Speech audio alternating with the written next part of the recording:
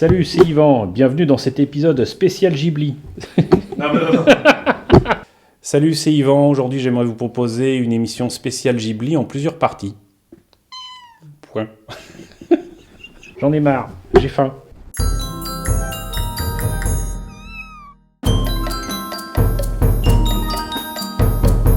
Le grand public français connaît maintenant le nom du studio Ghibli, un des plus grands studios d'animation japonais. Ce que la plupart des gens ne savent pas, c'est qu'en fait on connaissait les fondateurs du studio Ghibli bien avant de connaître les films de Miyazaki et de Takahata, entre autres. Parmi les œuvres que l'on aura découvert de Takahata et de Miyazaki, on peut citer pêle-mêle Sherlock Holmes, la version avec les chiens, Conan le fils du futur, Heidi, et beaucoup en fait de films et de séries nous sont connus et nous sont parvenus en France dans les années 70. Comment tout s'est déroulé, comment tout a commencé, notamment au Japon, avec les deux compères, les deux piliers du studio Ghibli que sont Hayao Miyazaki et Isao Takahata. En fait, au Japon, fin des années 60, il y a eu une rencontre avec Miyazaki, Takahata, mais surtout Yasuo Tsukara, qui est quand même un très très grand monsieur, un ancien un vétéran de l'animation japonaise qui a débuté notamment avec le premier long métrage d'animation japonais qui est Le Serpent Blanc. Ce grand monsieur est surtout connu au Japon et dans le monde entier comme étant aussi celui qui a adapté pour la télévision et en animation un manga qui est Lupin III. Lupin Sensei, qu'on connaît chez nous sous le nom de Edgar, détective de la cambriole. Ce monsieur a rencontré donc Miyazaki et Takahata, c'est un peu leur sensei, et les a initiés au monde de l'animation, mais surtout partage avec eux non seulement certaines idées politiques, mais aussi certaines idées artistiques, et notamment deux œuvres majeures qui ont pour eux marqué leur initiation au monde de l'animation, que sont La Reine des Neiges, pas la version Disney, du tout, mais aussi et surtout La Bergère et la Moneur de Paul Grimaud, que l'on connaît chez nous sous le titre du Roi et l'Oiseau. Ne nous y trompons pas, Le Roi et l'Oiseau date de 1981 en France, mais La Bergère et le Ramoneur date des années 50. Il s'agissait d'un moyen métrage qui, après beaucoup de déboires et de petits problèmes de droit, est revenu dans les bras de Paul Grimaud et de Prévert, qui en avaient écrit les dialogues, et ont remonté le film tel qu'ils avaient l'intention de le présenter, et qui est sorti tel qu'on l'a vu en 1980. Quoi qu'il en soit, donc La Bergère et le Ramoneur et La Reine des Neiges sont donc deux œuvres majeures qui ont conduit Hayao Miyazaki, Isao Takahata à devenir des réalisateurs et des animateurs dans le dessin animé. On est donc à la fin des années 60 et Miyazaki se fait déjà connaître comme animateur et peut-être chara-designer, en tout cas comme étant derrière un certain nombre de longs métrages, notamment de Toei. Et il faut savoir là aussi, c'est une petite anecdote rigolote, qu'il a travaillé donc sur non seulement Les Joyeux Pirates de l'Île au Trésor, mais également sur Le Chat Botté. On reconnaît quand même pas mal de scènes un peu comment dirais-je, mouvementées dans ce film qui porte clairement sa patte.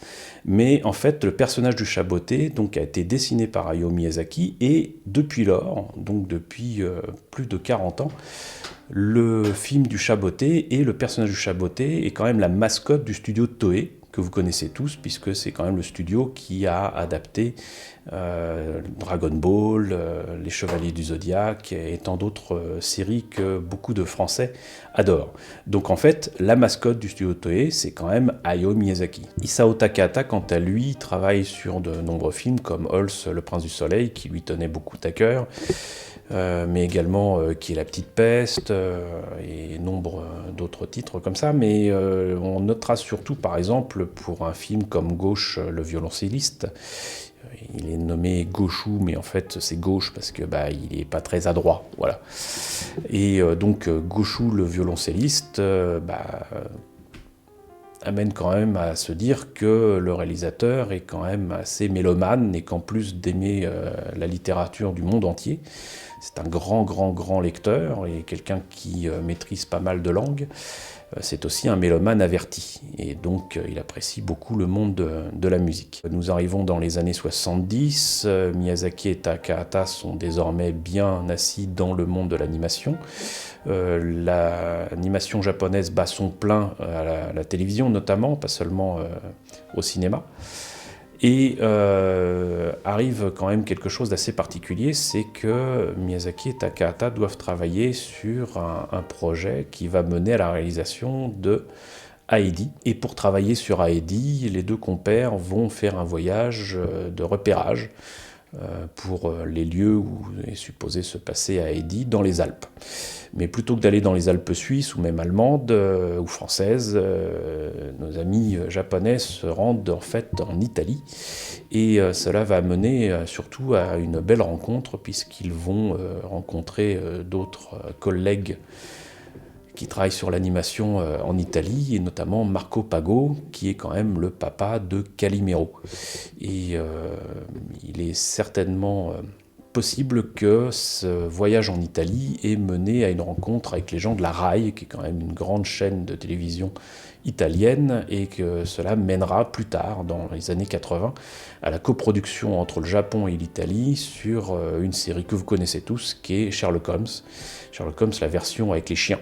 Voilà, donc ce voyage en Europe va quand même aussi beaucoup les marquer. Il est évident que ce voyage en Italie et du côté de l'Adriatique va marquer à tout jamais Hayao Miyazaki, et cela mènera très certainement à l'idée de faire dans un premier temps un manga, un tout petit manga, quelques planches en fait sur ce qui va devenir Porco Rosso, et qui va donner plus tard donc le long métrage que l'on connaît tous. Et pour les fans de Porco Rosso, vous aurez certainement noté que le vrai nom de Porco est Marco Pagotto, et donc c'est lié bien évidemment avec cette rencontre en Italie avec le papa de Calimero. Fin des années 70, il se passe deux choses d'assez importantes, notamment pour Miyazaki.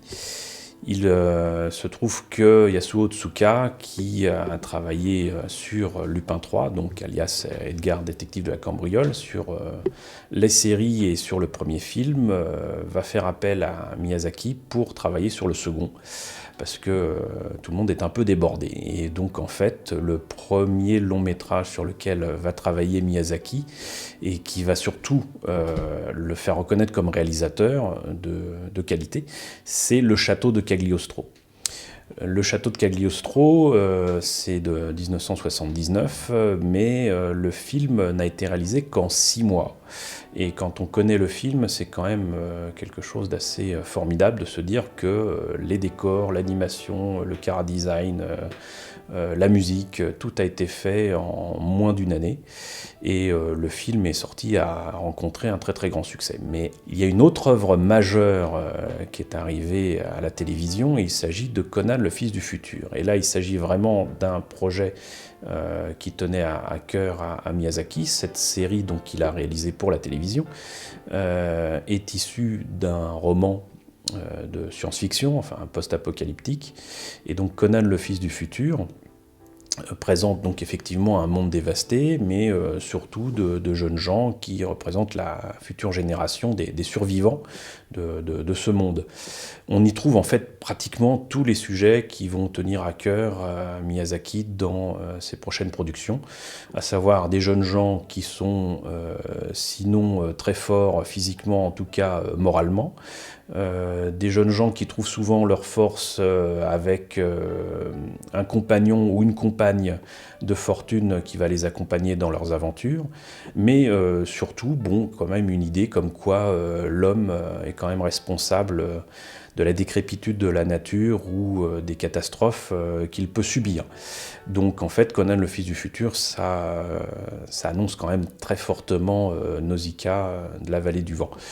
D'ailleurs, pour Nausicaa, vous noterez que le personnage est quand même repris ni plus ni moins d'un épisode spécial de Lupin III où un personnage qui ressemble beaucoup à Nausicaa, qui est rousse, pilote un robot qui n'est ni plus ni moins que le robot de La Piuta. Voilà, tout tout se recoupe, voilà. Et alors qu'Isao Takahata, début des années 80, sort le film Qui est la petite peste.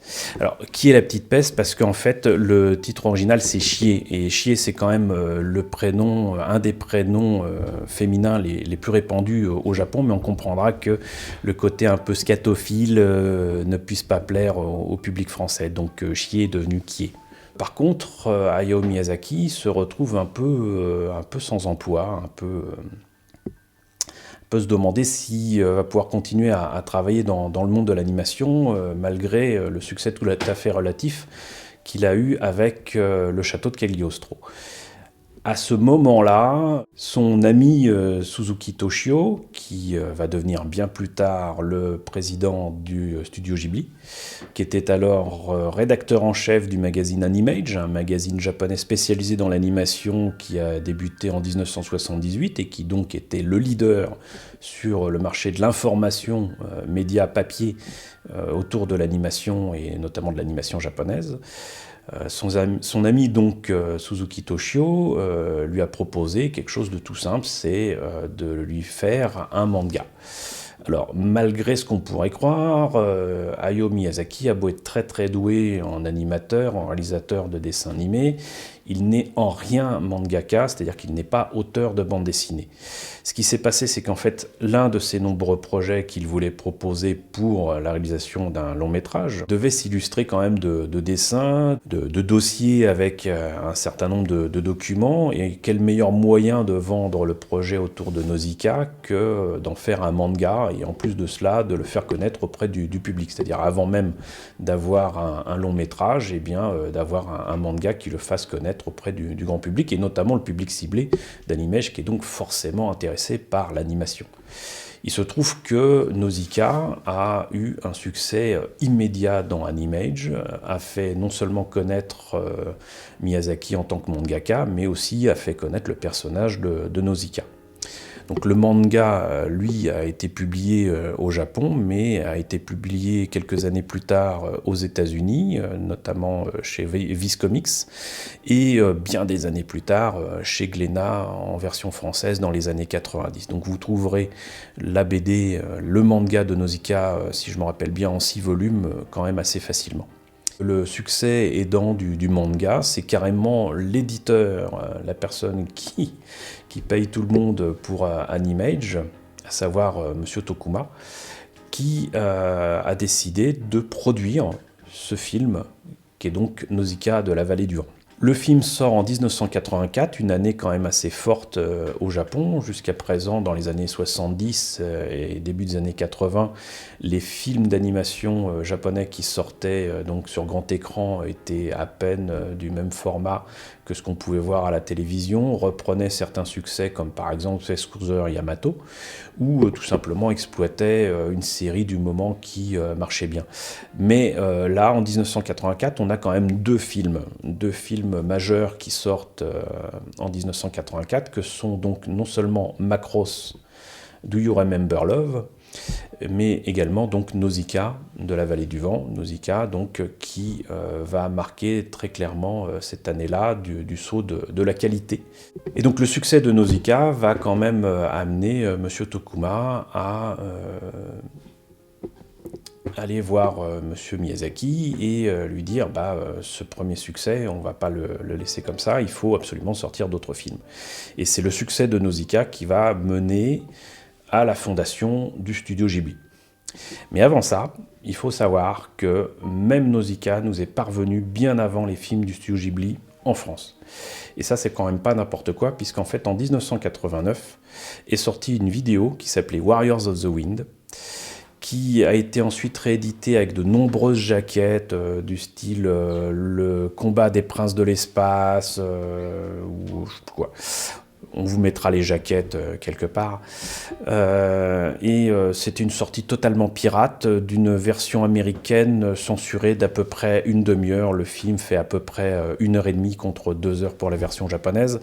Et malgré un doublage quand même de qualité, le film ne respecte absolument pas l'œuvre originale. Nausicaa est rappelée Princesse Zandra. Enfin bon, il y a une quantité de choses comme ça qui rappellent les heures sombres du Club Dorothée.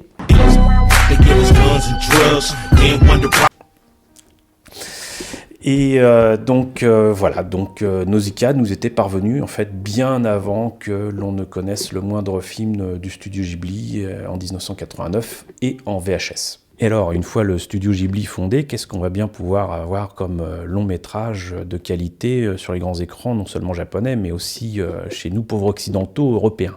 Eh bien, vous le saurez bientôt dans le prochain épisode d'Autant en emporte le vent. Voilà.